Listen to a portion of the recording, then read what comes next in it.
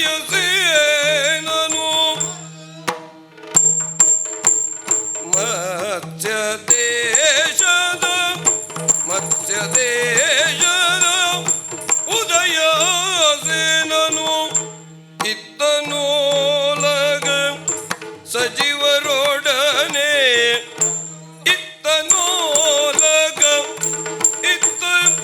ಓಲಗ ಸಚಿವರೊಡನೆ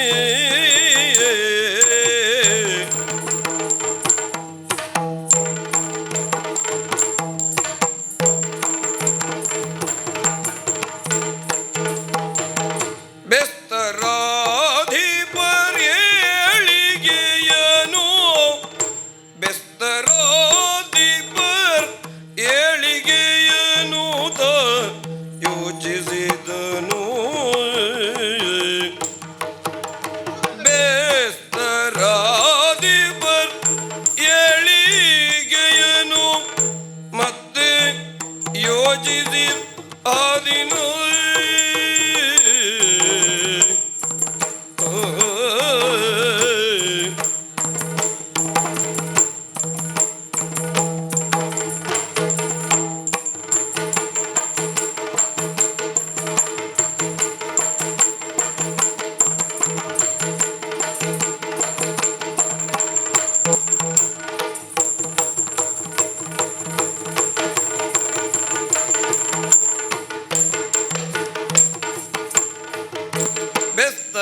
ಬೆಸ್ತರಾಧಿಪರ್ ಏಳಿಗೆಯನು ಮತ್ತೆ ಯೋಜಿಸಿ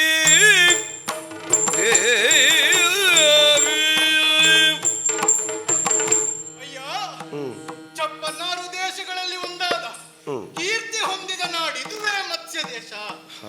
ಆಳುವ ಅರಸನ ಮಗ ಉದಯಸೇನ ಎಂದರೆ ನಾನೇ. ನಮ್ಮ ನಾಡಿನಲ್ಲಿ ಯಾವುದೇ ಕ್ಷಾಮ ಢಾಮರಗಳಿಲ್ಲದೆ, ರೋಗ ರುಜಿನಗಳಿಲ್ಲದೆ ಪ್ರಜೆಗಳೆಲ್ಲರೂ ಕೂಡ ಸುಖದಿಂದ ಜೀವನವನ್ನ ನಡೆಸುತ್ತಾ ಇದ್ದಾರೆ. ತಮ್ಮ ಆದಾಯದ ಒಂದು ಭಾಗವನ್ನ ತೆರಿಗೆಯ ರೂಪದಲ್ಲಿ ರಾಜಬೊಕ್ಕಸಕ್ಕೆ ಪಾವತಿಸುತ್ತಾ ಇದ್ದಾರೆ. ಹೀಗೆ ಒಟ್ಟಾದ ಹಣದಿಂದ ನಾವೆಲ್ಲರೂ ಕೂಡ ಪ್ರಜೆಗಳಿಗೆ ಉಪಯೋಗವಾಗುವಂತಹ ಯೋಜನೆಗಳನ್ನು ಹಮ್ಮಿಕೊಂಡಿದ್ದೇವೆ. ಹಾಗಾಗಿಯೇ ಗುಡಿ ಕೈಗಾರಿಕೆ, ಪಶು ಸಂಗೋಪನೆ ಮೊದಲಾದ ಎಲ್ಲ ಉದ್ಯಮ ಕ್ಷೇತ್ರಗಳು ಅಭಿವೃದ್ಧಿಯನ್ನ ಕಂಡಿವೆ. ಮಾತ್ರವಲ್ಲ, ನಮ್ಮ ನಾಡಿನ ಹೆಸರೇ ಸೂಚಿಸುವ ಹಾಗೆ ಮೀನುಗಾರಿಕೆ ಇಲ್ಲಿನ ಉದ್ಯೋಗ ಸ್ವಾಮಿ ಅದೊಂದು ಸ್ವಲ್ಪ ಪ್ರಗತಿಯನ್ನ ಕಾಣ್ತಾ ಇದೆ. ಇರಲಿ, ಇಂದಿನ ಸಭೆಯಲ್ಲಿ ಏನು ವಿಶೇಷತೆ ಇಲ್ಲದಿರುವುದರಿಂದ ಸಭೆಯನ್ನ ಇಲ್ಲಿಗೆ ವಿಸರ್ಜಿಸುತ್ತೇನೆ.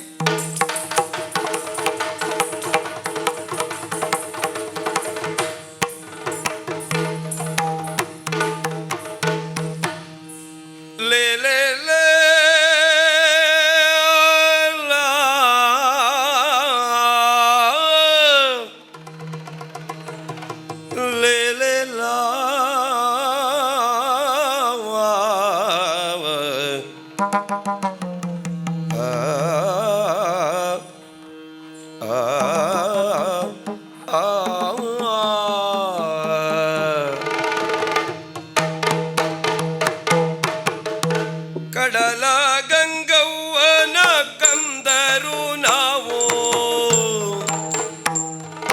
ಕಡಲ ಗಂಗವ್ವನ ಕಂದರು ನಾವು, ಪಾಲ್ಗಡಲ ಶಯನನ ಅಡಿಗೆ ವಂದಿಪೆವು. ಕಡಲ ಗಂಗವ್ವನ ಕಂದರು ನಾವು, ಪಾಲ್ಗಡಲ ಶಯನನ ಅಡಿಗೆ ವಂದಿಪೆವೋ. ಬನ್ರಪ್ಪೋ ಬನ್ರಪ್ಪೋ ಬನ್ರಪ್ಪೋ ನೀವು ಬನ್ರಪ್ಪೋ.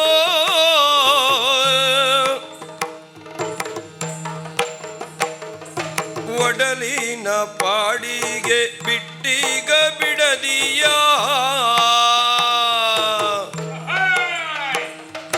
ಒಡಲಿನ ಪಾಡಿಗೆ ಬಿಟ್ಟೀಗ ಬಿಡದಿಯ. ಒಡಗೊಂಡು ತೆರಳುತ್ತ ಮೀನನ್ನು ಪಿಡಿಯುವ ಒಡಗೊಂಡು ತೆರಳುತ್ತ ಮೀನನ್ನು ಪಿಡಿಯುವ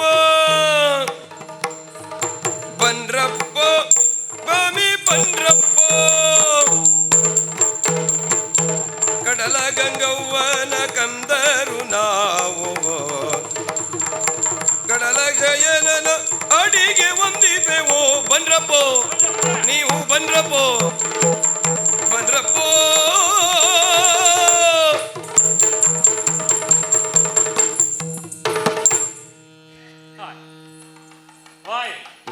ಎಲ್ಲ ಸುಳ್ಳು ಸುಳ್ಳು ಹೇಳುದಂತೆ. ಯಾರು ನೀರ ಬಿಟ್ಟು ನೆಲದ ಮೇಲೆ ದೋಣಿ ತಾಗದು. ಸುಳ್ಳೆ. ಹೌದಾ? ನಮ್ ದೋಣಿ ಬಂದುದಿಲ್ಲ, ನೀರು ಬಿಟ್ಟು ನೆಲದ ಮೇಲೆ ಬಂದದ್ದು. ಯಾಕೆ ಇವತ್ತಿನ ಮಾಡಿ ಹಾಂಗಿತ್ತು. ಎಂತ ಹೊಡಿ ತೊಟ್ಲು ಎಲ್ಲ ತುಂಬಿ ತುಂಬಿ ತುಂಬಿ ತುಂಬಿ ಇತ್ತು ನೆಲದ ಮೇಲಲ್ಲ ನೀರು, ದೋಣಿ ಹೋಗುವಷ್ಟು ನೀರು. ಅದಿರ್ಲಿ. ನಾವ್ ಯಾರು ಗೊತ್ತಾಯ್ತಾ? ಸರಿಯಾಗಿ ಪರಿಚಯ ಸಿಗ್ಲಿಲ್ಲ. ನಾನ್ ಚಂದ ಅದ್ದೆ. ನೋಡೋ ಮುಖ ಮುಖ ತೋರ್ಸು. ಚಂದವೇ ನೀನು ಮತ್ತೆಂತ ಅಲ್ದೆ ನನ್ನ ಹೆಸರು ಚಂದ ಅಲ್ದೆ. ಹೇಳ್ದಿಯಲ್ಲ ಮಾರೆ, ನೀ ಚಂದ ಇದ್ದೆ ಹೇಳ್ದೆ, ಅಷ್ಟು ಖುಷಿ ಆಗ್ಲಿಲ್ವ ನಿಂಗೀಗ? ಅಯ್ಯೋ ನನ್ನ ಹೆಸರೇ ಚಂದ. ಓ ಹೆಸರೇ ಚಂದನ? ಚಂದ್ರ ಅಂತ ಉಂಟು, ಈ ಅಡ್ಡ ಹೆಸರೇ ಚಂದ ಚಂದ ಚಂದ ಅಂತ ಕರೆಯುವುದು. ಹೌದಪ್ಪ. ಇನ್ನು ನಮ್ಮ ಉದ್ಯೋಗ ಎಂತ ಗೊತ್ತುಂಟ? ಎಂತ? ಅದೇ ಇದು ಉದ್ಯೋಗ ಎಂತಕ್ಕೆ ಅಂತ್ರಿ, ದೋಣಿ ಮೇಲೆ ಹತ್ತಿ ಕೂತ್ಕೊಂಡ್ರೆ ಸಾಕು, ಎರಡು ಬರುತ್ತ. ಎರಡು ಉದ್ಯೋಗ ಬರುತ್ತ. ಅದೆಂತ? ಒಂದು ಬಾಲಿ ಪ್ರೀತಿ ಮೀನು ಹಿಡುದು, ಇನ್ನೊಂದ ಆಚೀಚಿ ಮಾಡುದು. ಅದೊಂದು ಬ್ಯಾಡಿತ್ತು ನಿಂಗಲ್ಲ, ಆಚೀಚೆ ಮಾಡುದು. ಅದು ಆರೋಗ್ಯಕ್ಕೆ ಒಳ್ಳೇದಲ್ದ? ಯಾವ್ದು? ಹೌದು. ನೀನ್ ಕಂಡ್ರೆ ಹಂಗೆ ಕಾಣ್ತಿಲ್ಲ ಮಾರ, ಆರೋಗ್ಯ ಎಲ್ಲ ಲಾಯ್ಕಿದ್ದಂಗಿತ್ತು. ಯಾವ ಆಚೀಚಿ ಮಾಡುದು ಅಂದ್ರೆ ಎಂತ ತಿಳ್ಕೊಂಡ್ರಿ ನೀವು? ಅಂದ್ರೆ ಆಚೆಯಿಂದ ಈಚೆಗೆ ಹೇಳುದು, ಈಚೆಯಿಂದ ಆಚೆ ಹೇಳುದು.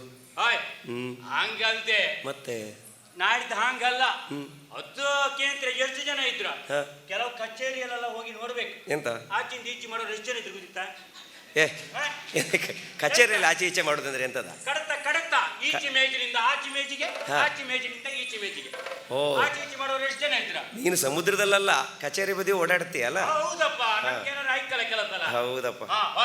ಇದು ಆಚೆ ಈಚೆ ಅಂದ್ರೆ ಹಂಗಲ್ದೆ, ಒಬ್ಬರಿಂದ ಒಬ್ರಿಗೆ ಹಿಡ್ಸಿ ಹಾಕುದಲ್ಲ. ಆಚಿ ದಡದಲ್ಲವ್ರನ್ನ ಈಚಿ ತಡಕ್ ತಪ್ಪುದ, ಈಚಿ ದಡದಲ್ಲವ್ರನ್ನ ಆಚಿ ತಡಕ್ ತಕೊಂಡು ಹೋಗ್ತದೆ. ಇದು ಒಂದು ಉದ್ಯೋಗ. ಈ ಉದ್ಯೋಗ ಕೊಳ್ಳ ಕಾಸಿತ್ತು ನಮಗೆ.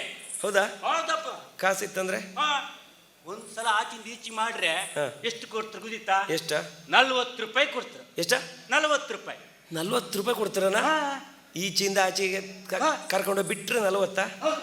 ಈಗ ಒಂದು ಉಪಕಾರ ಮಾಡ್ತೀಯ, ಮಳಿ ಜಾಸ್ತಿ ಆಯ್ತು ಮಾರೆ, ನನ್ನ ಒಂದು 20 ರೂಪಾಯಿ ಕೊಡ್ತೀಯ, ತಗೊಂಡು ಬಿಡ್ತೀಯ? ದೋಣಿ ಎತ್ತಿದ್ರೆ ಸ್ವಾಮಿ, ಏನು ನಾನು ಬರೀ ದುಡ್ಡಿನ ಮುಖ ಕಾಂಬೋನ ಅಲ್ಲ ಸ್ವಾಮಿ. ಹೌದಾ? ಮನುಷ್ಯನ ಮುಖ ಕಾಂತೆ. ಈಗ ನಿಮಗೆ ನಿಮ್ಮ ಹತ್ರ 20 ರೂಪಾಯಿ ಇತ್ತಾ? ದೋಣಿ ಹತ್ತಿ ಆಚೆ ತಡ ಕರ್ಕೊಂಡು ಹೋದ್ರೆ 40 ಅಲ್ದ? ಹೌದು. ನಿಮ್ಮನ್ನ ಕರ್ಕೊಂಡು ಹೋಗ್ತೆ, ನೀವು ಕೊಡೋದು 20 ರೂಪಾಯಿ ಅಲ್ದ? ಅರ್ಧ ಹೊಳಿ ಬೇಡ, ನಾವು ಸುತ್ತಾಕಿ ಹೋಗ್ತೇವ. ಸ್ವಾಮಿ, ಈ ಚಂದ ಅಂದ್ರೆ ಅಂತಿಂತ ಚಂದ ಅಲ್ಲ. ಮತ್ತೆ ನಮ್ಮ ಊರ್ ಮನಿ ಭಟ್ರು ಇದ್ರಲ್ಲ, ಊರ್ ಮನಿ ಭಟ್ರು ಒಳ್ಳೆ ಹೆಸರು ಇಟ್ಟಿದ್ರು ನನಗೆ. ಎಡವಟ್ಟು ಚಂದ ಅಂತ. ಎಡವಟ್ಟು ಚಂದನ? ಎಂತ ಎಡವಟ್ಟೆ ಮಾರೆ, ಕಂಡ್ರೆ ಪೂರ ಎಡವಟ್ಟು ಕಂಡಂಗಲ್ಲ. ಹಂಗಲ್ದೆ ಮತ್ತೆ ಅದಕ್ಕೊಂದು ಕತಿ ಇತ್ತೆ. ಎಡವಟ್ಟಿಗೆ ಒಂದು ಕತಿ ಇತ್ತ? ಹೌದು, ನನ್ಗೆ ಎಡವಟ್ಟು ಚಂದ ಅಂತ ಹೇಳಿಕ್ ಒಂದು ಕತಿ ಇತ್ತ. ಏನದು? ಕಣಿ, ಮೊದಲು ನಾನು ಬಾರಿ ಸಣ್ಣ ಮಗು ಇತ್ತು ಸ್ವಾಮಿಗೆ. ಸಣ್ಣ ಮಗು ಅಂದ್ರೆ ಸುಮಾರು ಒಂದು 8-10 ವರ್ಷ ಐತೆ, ಸಣ್ಣ ಹುಡುಗ. ಹೌದಪ್ಪ. ಅವಾಗ ನಮ್ಮ ಊರ್ ಮನಿ ಭಟ್ರು ರಾಮ್ ಭಟ್ರು ಅನ್ಕೊಂಡಿದ್ರು. ಅವ್ರು ನಮ್ಮ ಅಪ್ಪನ ಹತ್ರ ಹೇಳ್ತಿದ್ರು, ಅವ್ರು ಏನಂಬ್ರು? ದಿನ ನೀನು ಮನೆಗೆ ಒಬ್ಬ ಸ್ವಾಮಿಗೆ ನಮ್ಮ ಮನೆಗೂ ಒಂದು 4 ಮೀನು ಹಿಡ್ಕೊಂಬಾ ಅನ್ಕೊಂಡು. ಎಂತದ ಭಟ್ರು ಹೇಳದ್ದನ? ಹೌದು, ಭಟ್ರು ಹೇಳಿದ್ದೆ. ಎಂತ ನಮ್ಮ ಮನೆಗೂ 4 ಮೀನು ಹಿಡ್ಕೊಂಬಾ ಅಂದ್ರು. ನಮ್ಮ ಅಪ್ಪಯ್ಯ ದಿನ 4 ಮೀನು ತಗೊಂಡೋಗ ಭಟ್ರು ಮನೆಗೆ ಹಾಕ್ತಿದ್ರೆ ಎಂತ ಇತ್ತ ಗಡಿ ಬಿಡಿಯಲ್ಲ. ನಮ್ಮ ಅಪ್ಪಯ್ಯ ಭಟ್ಟ ಮನೆಗೆ ಹೋಗಿ ಕಾಯ್ಲಿಲ್ಲ. ಅವ್ರು ನನ್ನ ಹತ್ರ 4 ಮೀನು ಕೊಟ್ಕೊಂಡು ಇದನ್ನ ಭಟ್ಟ ಮನೆಗೆ ಕೊಟ್ಟು ಬಾ ಮಗ ಅಂದ್ರು. ನಾನು ಹೋದೆ. ಒಯ್ಕಾಂತಿ ಭಟ್ರ ಮನೆಗಿಲ್ಲ ಸ್ವಾಮಿ, ಭಟ್ರ ಮನೆಗಿಲ್ಲ. ಕಡೆ ಯಾರೋ ಹೇಳ್ರು, ಅವರು ದೇವಸ್ಥಾನ ಪೂಜೆಗೆ ಹೋಯ್ರ ಅನ್ಕೊಂಡು ಸೀದಾ ದೇವಸ್ಥಾನಕ್ಕೆ ಹೋದೆ. ದೇವಸ್ಥಾನದಲ್ಲೆಲ್ಲ ಪೂಜೆ ಮಾಡ್ಕೊಂಡು ಭಟ್ರು ಅಲ್ಲಿ ಹೊರಗಡೆ ಕೂತ್ಕೊಂಡು ಎಲ್ರಿಗೂ ತೀರ್ಥ ಪ್ರಸಾದ ಕೊಡ್ತಾ ಇದ್ರು.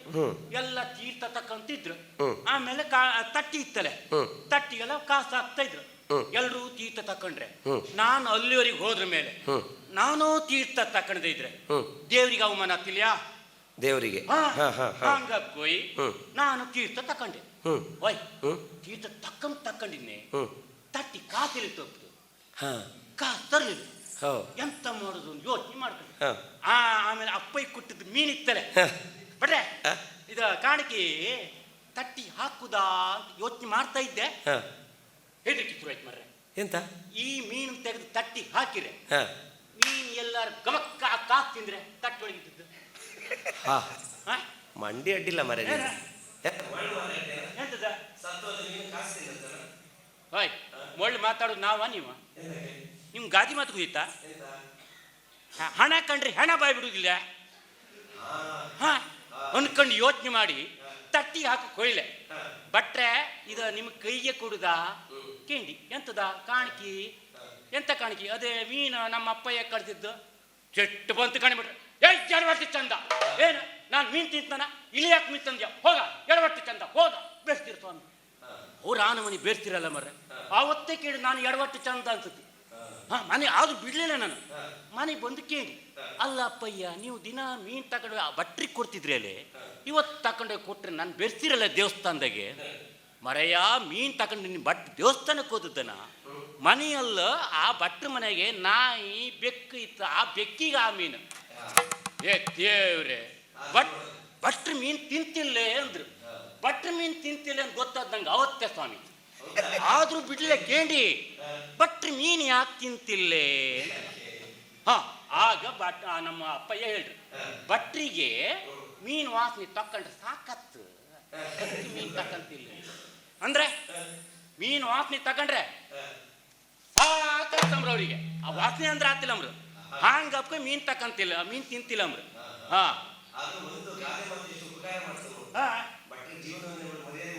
ಹೌದಾ? ಹಣ ಬಾಯ್ ಬಿಡುತ್ತೆ ಅಲ್ಲ. ಅಬ್ಬರದ ತೆರೆಯೊಂದ ಕಂಡ, ಅಬ್ಬರದ ತೆರೆಯೊಂದ ಕಂಡ, ಅಬ್ಬರದ ತೆರೆಯೊಂದ ಕಂಡ, ಒಬ್ಬರೊಬ್ಬರು ಮುಳುಗುದ ಕಂಡ, ಒಬ್ಬರೊಬ್ಬರು ಮುಳುಗುದ ಕಂಡ, ತಬ್ಬಿಬ್ಬರಾದರು ಬೆಸ್ತರು, ತಬ್ಬಿಬ್ಬರಾದರು ಬೆಸ್ತರು, ಜಗದಬ್ಬೆಯು ಮುನಿದೆಳಕಂದರು,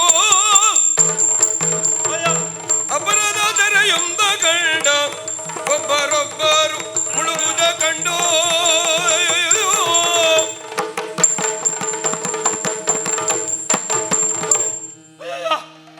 ಮರ್ರೆ ದೊಡ್ಡ ದೊಡ್ಡ ತೇರಿ ಅಯ್ಯೋ ದೋಣಿ ಮುಗ್ಚಿ ಬಿತ್ತಲೆ ಭಟ್ರು ತುತಿ ಮಾತಾಡಿದ್ದೆ ಇಲ್ಲಿ ಅದ ಕತೆ. ಅಯ್ಯೋ ಓಯ್ ಅದಲ್ಲ ಮರ ಭಟ್ರು ತುತಿ ಅಂತ ಅನ್ಕೊಂಡಲ್ಲ, ಒಂದು 4 ದಿನ ಕೆಳಗೆ ಹಿಂಗೆ ದೋಣಿ ಮುಗ್ಚಿ ಬಿದ್ದಿತ್ತು. ಇದು ಹಿಂಗಲ್ಲ ಆಗ್ತಲೆ. ಅದೇನಪ್ಪ ಏ ಕಟ್ಲು ಗಂಗವ್ವ ಯಾಕಮ್ಮ ನಮ್ಮ ಮೇಲೆ ಇಷ್ಟಪ್ಪ ಕೋಪ? ಓಯ್ ಇದು ಹಿಂಗೆ ಸುಮ್ಮನಿದ್ರೆ ಆಗುದಲ್ಲ. ನಮ್ಮ ಯುವರಾಜರಲ್ಲಿ ಹೋಗಿ ನಮ್ ಕಷ್ಟ ಎಲ್ಲ ಹೇಳ್ಕೊಂತೀನಿ ನಾನು.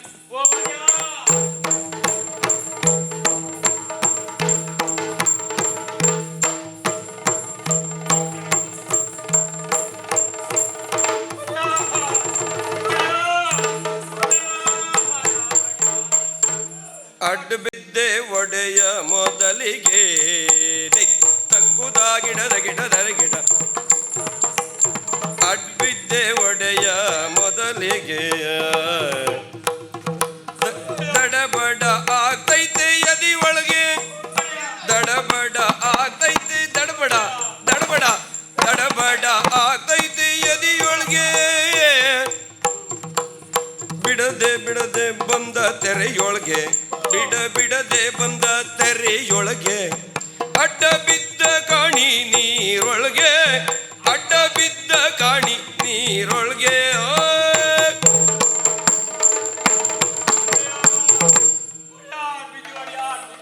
ಒಳ್ಳೇದಾಗಲಿ ಎಂದೇ ಒಡೆಯ ನಮ್ಗೆ ಈ ಜೀವನ ಬೇಡ, ನಮ್ಗೆ ಉದ್ಯೋಗ ಬೇಡ ಒಡೆಯ. ನಾವು ಏನ್ ಪಾಪ ಮಾಡಿದ್ದು? ಮೊನ್ನೆ ಇದ್ದವ್ರು ಇವತ್ತಿಲ್ಲ, ಇವತ್ತಿದ್ದವ್ರು ನಾಳೆಗೆ ಇರ್ತಂತ ಹಂಗ್ ಬರುತ್ತಿಲ್ಲ. ಎಂತೆಂತ ನಾವು ಸಾಗಿದ್ದವ್ರೆ ಏನಾಯ್ತು ಬೆಸ್ತ? ನಮ್ಮನಿದ್ದಾರೆ ಒಡೆಯ. ಮೊನ್ನೆ ಒಂದು ದಿನ ಒಂದು ತಿಂಗಳ ಒಂದು ಸೇರಿ ಬಂದು ಒಂದು ದೋಣಿ ಮುಚ್ಚೋಯ್ ಅಲ್ಲ ಒಂದು 8-10 ಮಂದಿ ಹೋದ್ರು. ನಿನ್ನೆ ದಿನ 15 ಮಂದಿ ಬಿದ್ದೋದು. ಇವತ್ತು ಕಾಂತಿ ಮತ್ತು ನಮ್ಮ ಅಳಿಯ ಕೂಡ ಬಿದ್ದೋದ ಒಡೆಯ. ಹೌದೇ? ಈಗ ಅವ್ರ ಹೆಂಡತಿ ಮಕ್ಕಳ ಕಾಂತಿ ಮಕ್ಕಳ ಹೆಂಡೇರು ಬೀದಿಗೆ ಬಂದ್ರ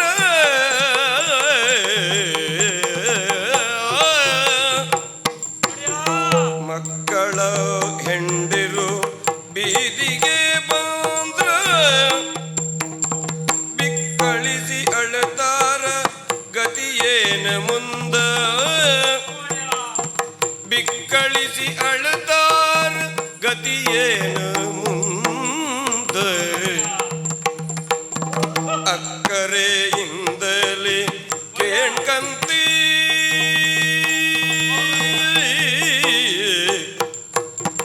ಅಕ್ಕರೆಯಿಂದಲೇ ಕೇಳ್ಕಂತಿ ಕಾಸು ಸಿಕ್ಕರೆ ಒಂದಿಷ್ಟು ಬಾಳಿಗೆ ಲೇಸು ಅಕ್ಕರೆಯಿಂದಲೇ ಕೇಳ್ಕಂತಿ ಕಾಸು ಸಿಕ್ಕರೆ ಒಂದಿಷ್ಟು ಬಾಳಿಗೆ ಲೇಸು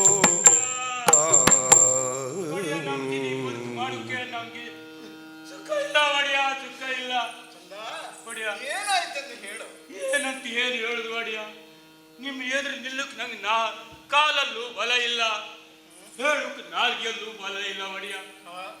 ಇವತ್ತಿಂದ ಪ್ರತಿದಿನ ಕಾಣ್ತಾ ಇದ್ದಿ ಒಬ್ರೊಬ್ರೆ ಮೀನುಗಾರರ ಅಳುವೆ ಬಾಗಿಲಲ್ಲಿ ಮುಳುಗಿ ಸಾಯ್ತಾ ಇದ್ರು. ಹೌದೇ? ಇದರಿಂದ ಎಂತ ಆತು ಒಡೆಯ? ಅವ್ರ ಹೆಂಡತಿ ಮಕ್ಕಳ ಗತಿ ಎಂತ ಒಡೆಯ? ಮಕ್ಕಳ ಅವ್ರ ವಿದ್ಯಾಭ್ಯಾಸ ಹ್ಯಾಂಗ, ಅವ್ರ ಹೆಂಡತಿ ಹೊಟ್ಟಿ ಪಾಡು ಹ್ಯಾಂಗೆ, ನಮ್ಮ ಮುಂದೆ ಏನು ಗತಿ ಅಂತ ಬಾಯ್ ಬಿಡ್ತಿರು ಒಡೆಯ. ಅವ್ರ ಕಣ್ಣೀರು ನಮ್ಮ ಕಣ್ಣೆ ಕಾಲ್ಕಾತಿಲ್ಲ ಒಡೆಯ. ಚಂದ, ಬೆಸ್ತನ ನುಡಿ ಕೇಳಿ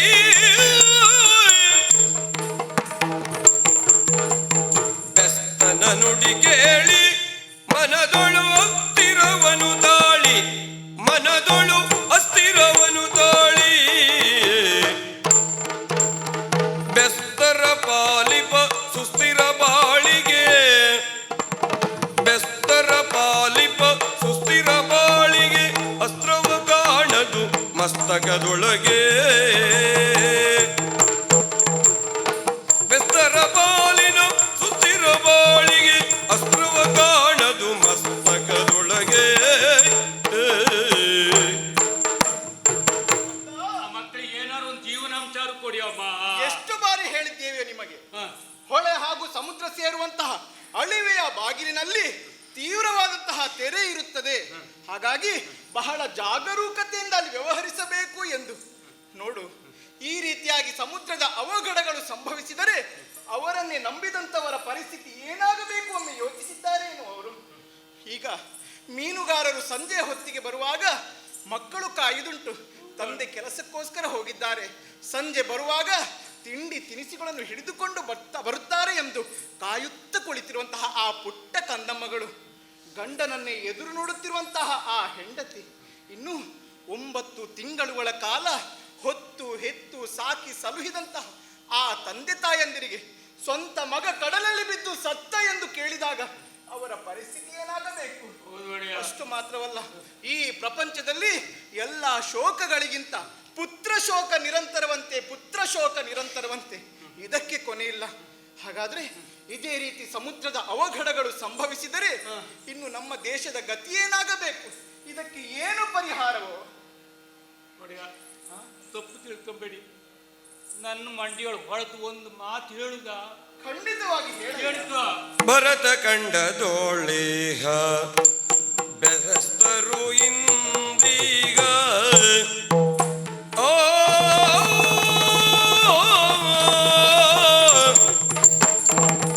ಭರತ ಕಂಡದೋಳಿಹ ಬೆಸ್ತರು ಇಂದೀಗ ಭರದಿಂದ ಬರುವ ತೆರೆಯ ಹಾವಳಿಗೆ ಭರದಿಂದ ಬರುವ ತೆರೆಯ ಹಾವಳಿಗೆ ಧರಿಸುತ್ತರ ಕವಚ ದೇಹಕ್ಕೆ ಧರಿಸುತ್ತ ರಕ್ಷಣ ಕವಚ ದೇಹಕ್ಕೆ ಅನುಸರಿಸಿ ಕೋಪರು ಹವಮಾನ ವರದಿಗೆ ಅನುಸರಿಸಿ ಕೋಪರು ಹವಮಾನದ ವರದಿಗೆ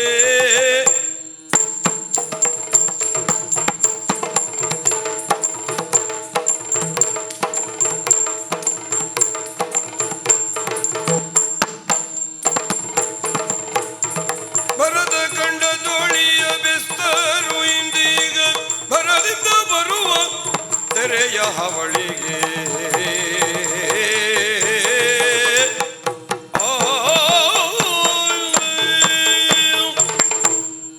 ಒಡೆಯ ತಪ್ಪು ತಿಳ್ಕೊಂಬಾಗ ಏನು ನಮ್ಮ ಕುಟುಂಬ ಉಳಿಕ ನಿಮ್ಮ ಪ್ರಜೆಗಳು ಉಳಿಕ ಹೌದಯ್ಯ, ಮಾತ್ರ ಅಲ್ಲ ಈ ಮೀನುಗಾರರು ಉಳಿಕ ಅಂತಾದ್ರೆ ಖಂಡಿತವಾಗಿಯೂ ನನ್ನ ತಳಿಯೊಳಗೆ ಹೊರತು ಒಂದು ಮಾತು ಕೇಳ್ತಿ ಖಂಡಿತವಾಗಿ ಹೇಳಿ. ಮತ್ತೆಂತಲ್ಲ ನಾವು ಅಲ್ಲ ಒಂದು ಮೀನುಗಾರರ ಸಂಘ ಅಂತ ಐತಿ.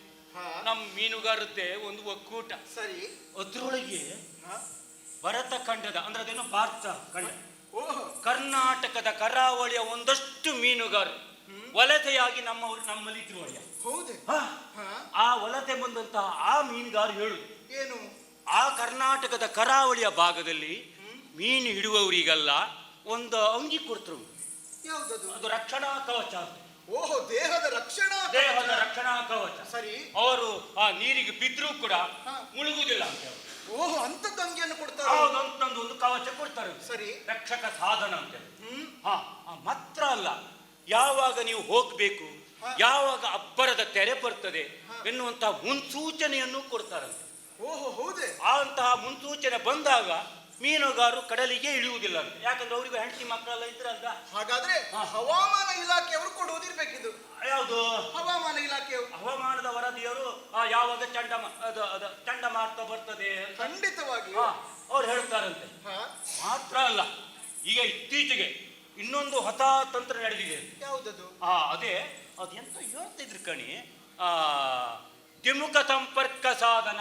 ದ್ವಿಮುಖ ಸಂಪರ್ಕ ಸಾಧನ. ಆ ದ್ವಿಮುಖ ಸಂಪರ್ಕ ಸಾಧನವನ್ನ ಆ ಯಾಂತ್ರೀಕೃತ ದೋಣಿಯಲ್ಲಿ ಈಗಾಗಲೇ ಅಳವಡಿಸಿಕೊಂಡಿದ್ದಾರೆ. ಸರಿ. ಅದರಲ್ಲಿ ಏನಾದ್ರೂ ಅವಘಡ ಆದ್ರೆ, ಒಂದು ಬೆಂಕಿಯ ದುರಂತವೋ ಅಥವಾ ವೈದ್ಯಕೀಯ ತುರ್ತು ಚಿಕಿತ್ಸೆ ಬೇಕೋ, ಅಥವಾ ಈ ನಮ್ಮ ದೋಣಿಯೋ ಮುಳುಗುತ್ತದೋ, ಇಂಥ ಏನಾದ್ರೂ ಒಂದು ಅವಘಡ ಆಗುತ್ತದೆ ಅಂತಾದ್ರೆ ನಭಾಮಿತ್ರ ಎನ್ನುವಂತ ತಂತ್ರಜ್ಞಾನದ ಮೂಲಕ ಸರಿ ಆ ಮೀನುಗಾರರ ಇಲಾಖೆ ಉಂಟಲ್ಲ, ಅವರಿಗೆ ಸಂದೇಶವನ್ನು ಕಳಿಸ್ತಾರೆ. ಓಹೋ, ಇಂಥದನ್ನು ಅವರು ಕಂಡು ಹಿಡಿದಿದ್ದಾರೆ. ಆಮೇಲೆ ಆ ಸಂದೇಶವನ್ನ ಸ್ವೀಕರಿಸಿದಂತಹ ಮೀನುಗಾರರ ಇಲಾಖೆಯವರು ಸೂಕ್ತ ಕ್ರಮ ಕೈಗೊಳ್ತಾರಂತೆ. ಒಂದು ಆರಕ್ಷಕ ತಂಡವೋ ಅಥವಾ ಇನ್ನಿತರ ಸುರಕ್ಷತಾ ತಂಡವನ್ನ ಎಲ್ಲಿ ದುರಂತ ನಡೆದಿದೆಯೋ ಅಲ್ಲಿಗೆ ಆ ತಂಡ ಬಂದು ಅವರನ್ನ ಕಾಪಾಡ್ತಾರಂತೆ, ಆ ದೋಣಿಯನ್ನ ಕಾಪಾಡ್ತಾರಂತೆ. ನೀವು ಒಂದು ಮನಸ್ಸು ಮಾಡೋಕ್ಕಾಗ ಯಾಕೆ? ಯಾಕಂದ್ರೆ ಇದು ಒಬ್ರಿಬ್ರು ಕೈಯಲ್ಲಿ ಆಗುವುದಲ್ಲ ಒಡೆಯ. ಸರಿ. ಆ ಕರ್ನಾಟಕದ ಕರಾವಳಿಯ ಭಾಗದಲ್ಲಿ, ಉಡುಪಿಯ ಭಾಗದಲ್ಲಿ ಇಂಥ ಕೆಲಸ ಉಡುಪಿಯಲ್ಲಿ ಬಹಳ ಬುದ್ಧಿವಂತರಲ್ಲಿ ಅವರು. ಹೌದೌದು. ಆ ಉಡುಪಿಯ ಭಾಗದಲ್ಲಿ ಉಸ್ತುವಾರಿ ಸಚಿವರು ಆದಂತ ಲಕ್ಷ್ಮಿ ಅಮ್ಮ, ಆಮೇಲೆ ಜಿಲ್ಲಾಧಿಕಾರಿಯಾದಂತ ಸ್ವರೂಪಮ್ಮ, ಇನ್ನಿತರ ಶಾಸಕರು, ಇವರೆಲ್ಲ ಇದರ ಅರಿವನ್ನ ಪ್ರಜೆಗಳಿಗೆ ಮೂಡಿಸುವುದಕ್ಕಾಗಿ ಬಹಳಷ್ಟು ಶ್ರಮ ಪಡ್ತಾ ಇದ್ದಾರಂತೆ. ಹೌದೇ? ನೀವು ಒಂದು ಯಾಕೆ ಮನಸ್ಸು ಮಾಡೋಕ್ಕಾಗ ಅಂತ ಕೇಳಿ ಚಂದ. ಹಾಗಾದ್ರೆ ಕರಾವಳಿ ಭಾಗದ ಈ ಯೋಜನೆಯನ್ನು ನಮ್ಮಲ್ಲಿಯೂ ಕೂಡ ಅಳವಡಿಸಬೇಕಾಗಾದ್ರೆ ಹೌದು, ಒಂದು ಉಪಕಾರ ಮಾಡೋಕ್ಕಾಗ ಯಾಕೆ? ಮಾಡಬಹುದು ಅಷ್ಟೇನು, ಇನ್ನು ಬೇರೆ ಏನು ಯೋಜನೆಗಳಿಲ್ವಾ? ಈ ವಿಷಯದಲ್ಲಿ ಅಷ್ಟು ಉಂಟು. ಆಮೇಲೆ ಮೀನುಗಾರರು ಇನ್ನೂ ಉತ್ಕೃಷ್ಟ ಮೇಲ್ಮಟ್ಟಕ್ಕೆ ಬರಬೇಕು ಅಂತ ಇನ್ನಷ್ಟು ಯೋಜನೆ. ಹೌದೇ? ಈ ಉದಾಹರಣೆಗೆ ಅಲ್ಲಿಯ ಮಹಿಳೆಯರು ಅವರೇ ಸ್ವತಃ ಒಂದು ಮೀನುಗಾರಿಕೆ ಏನಾದರೂ ಮಾಡುವುದಿದ್ರೆ ಒಂದು 50,000ದಿಂದ 3 ಲಕ್ಷದವರೆಗೆ ಸಾಲ ಕೊಡ್ತಾರೆ. ಸಾಲನು ಸಾಲ ಕೊಡ್ತಾರೆ, ಬಡ್ಡಿ ಇಲ್ಲ. ಬಡ್ಡಿ ಇಲ್ಲ. ಬಡ್ಡಿ ಇಲ್ಲ, ಸಾಲ ವಾಪಸ್ ಮರುಪಾವತಿ ಮಾಡ್ಬೇಕು. ಅದೊಂದು ಸರಿಯಾಗಿ ಮಾಡಿದ್ದಾರೆ ಅವರು. ಮರುಪಾವತಿ ಮಾಡಿದ್ರೆ ಬರೀ ಮರುಪಾವತಿ ಅಲ್ಲ, ಮತ್ತೆ? ಮೊದಲೇ ನಿರ್ಬಂಧ ಮಾಡಿಕೊಂಡಂತೆ ನಿಗದಿತ ಅವಧಿಯ ಒಳಗೆ ಸಮಯದೊಳಗೆ ಮರುಪಾವತಿ ಮಾಡ್ಬೇಕು. ಸರಿ. ನೋಡಿ, ಈಗ ದೋಣಿಯಲ್ಲಿ ದುರಂತದಲ್ಲಿ ಎಷ್ಟೋ ಪಾಪ ಗಂಡಸರೆಲ್ಲ ಮುಳುಗಿ ಹೋತ್ರ. ಅವರ ಹೆಂಡತಿ ದಿಕ್ಕರಿಗೆ ಬಹಳ ಕಷ್ಟ ಆಗುದಿಲ್ವಾ? ಹೌದು. ಅವರ ಮಕ್ಕಳಿದ್ರೆ ಅವ್ರಿಗೆ ಕಷ್ಟ ಆಗುದಿಲ್ವಾ? ಅವರಿಗೆಲ್ಲ ಇಂಥ ಒಂದು ಯೋಜನೆ ಇದ್ರೆ ಬಹಳ ಉಪಯೋಗ ಆಗ್ತದೆ ಅಲ್ವಾ? ಇದೊಂದಾಯ್ತಾ? ಸರಿ. ಆಮೇಲೆ ಬಡಿಯ ಯಾರಿಗೆ ಹೇಳ್ಬಿಡಿ, ಯಾವುದು ಎಣ್ಣೆ ಕೊಡ್ತಾರ್ರಿ ಸರ್ಕಾರದವರು ಮೀನುಗಾರರಿಗೆ ಮದ್ಯಪಾನ ಅಲ್ಲದೆ ಮತ್ತೆ ಸೀಮೆ ಎಣ್ಣೆ. ಸೀಮೆ ಎಣ್ಣೆಯ ಹಾ. ಸರಿಯಾಗಿ ಹೇಳುದಲ್ವೇನೋ ನೀನು? ಗಡಿಬಿಡಿಯಲ್ಲಿ ಏನಾದ್ರೂ ಹೇಳುವಾಗ ಹೆಚ್ಚು ಕಡಿಮೆ ಆದ್ರೆ ನೀವೇ ಸುಧಾರಣೆಗೆ ಜನ ನೀವೇ ಇದ್ದೀರ. ಸರಿ, ಮುಂದುವರಿಸು.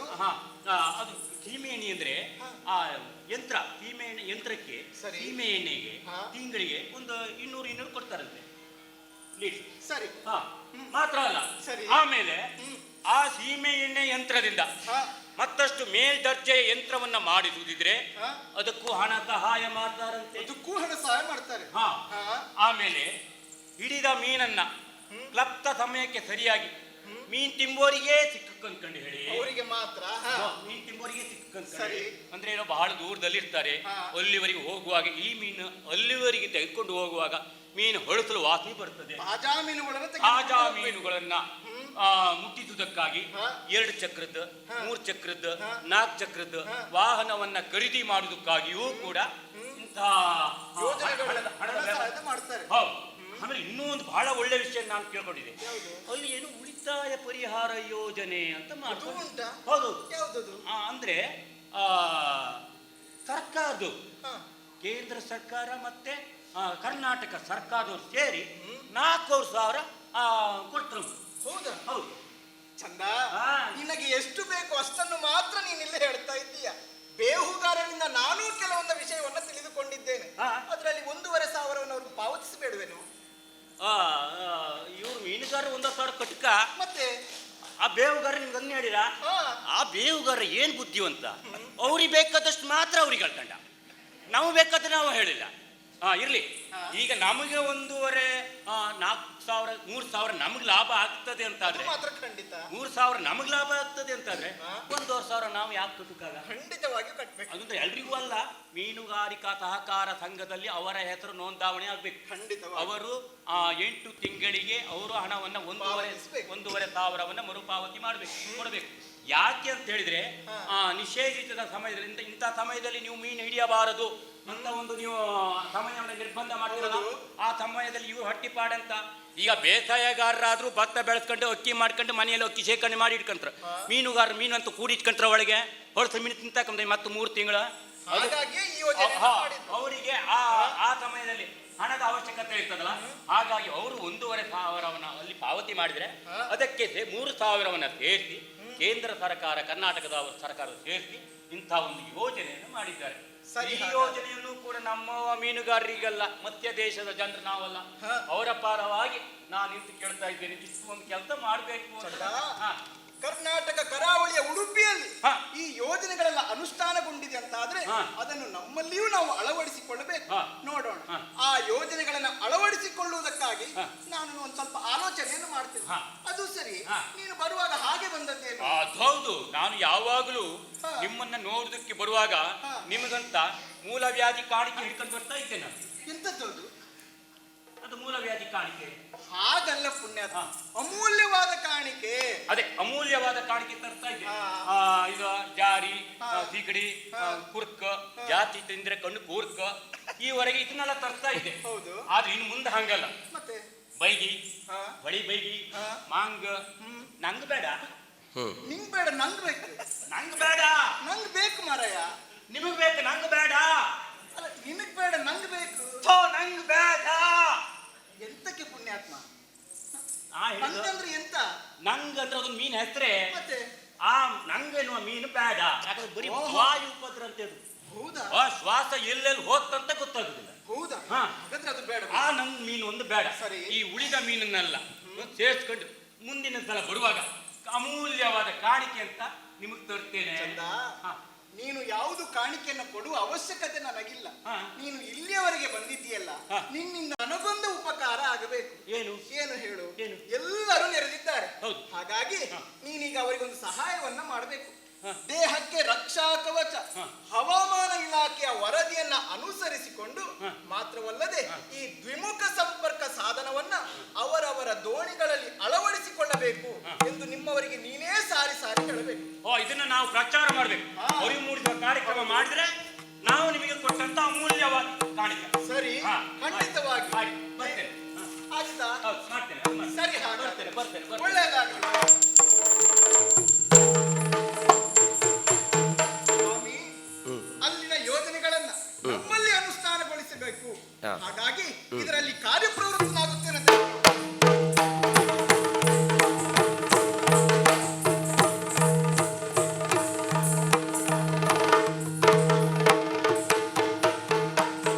ಸಂಜೀವನ ಸಂಜೀವನ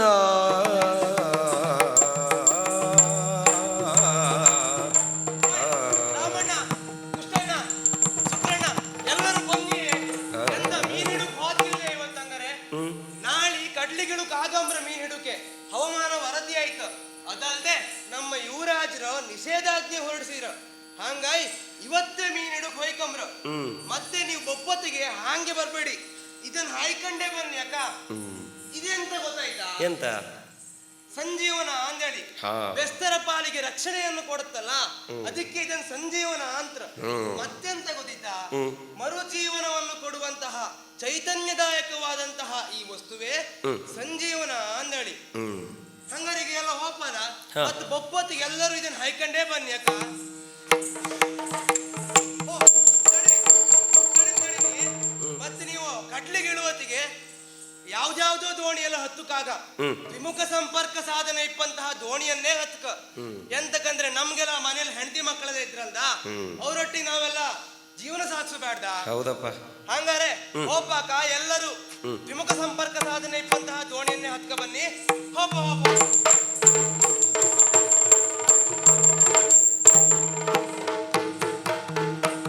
ಸಂಜೀವನ ಸಂಜೀವನ ಬೆಸ್ತರ ಪಾಲಿಗೆ ಸಂಜೀವನ. ಸಂಜೀವನ ಸಂಜೀವನ ಬೆಸ್ತರ ಪಾಲಿಗೆ ಸಂಜೀವನ. ಬೆಸ್ತರ ಪಾಲಿಗೆ ಸಂಜೀವನ. ಉಪಗ್ರಹ ಆಧಾರಿತ ಉಪಗ್ರಹಣ ದ್ವಿಮುಖ ಸಂಪರ್ಕ ಸಾಧನ. ಉಪಗ್ರಹ ಆಧಾರಿತ ಉಪಗ್ರಹಣ ದ್ವಿಮುಖ ಸಂಪರ್ಕ ಸಾಧನ. ಬೆಸ್ತರ ಪಾಲಿಗೆ ಸಂಜೀವನ ಸಂಜೀವನ. ಅಂಜಿಕೆ ಇಲ್ಲದೆ ಕಡಲಿಗೆ ಇಳಿಯೋಣ. ಅಂಜಿಕೆ ಇಲ್ಲದೆ ಕಡಲಿಗೆ ಇಳಿಯೋಣ. ಮತ್ಸವ ಬಿಡಿಯೋಣ, ಜೀವನ ನಡೆಸೋಣ. ಮತ್ಸವ ಬಿಡಿಯೋಣ, ಜೀವನ ನಡೆಸೋಣ. ಮತ್ಸವ ಬಿಡಿಯೋಣ, ಜೀವನ ನಡೆಸೋಣ. ಸಂಜೀವನ ಸಂಜೀವನ ಬೆಸ್ತರ ಪಾಲಿಗೆ ಸಂಜೀವನ.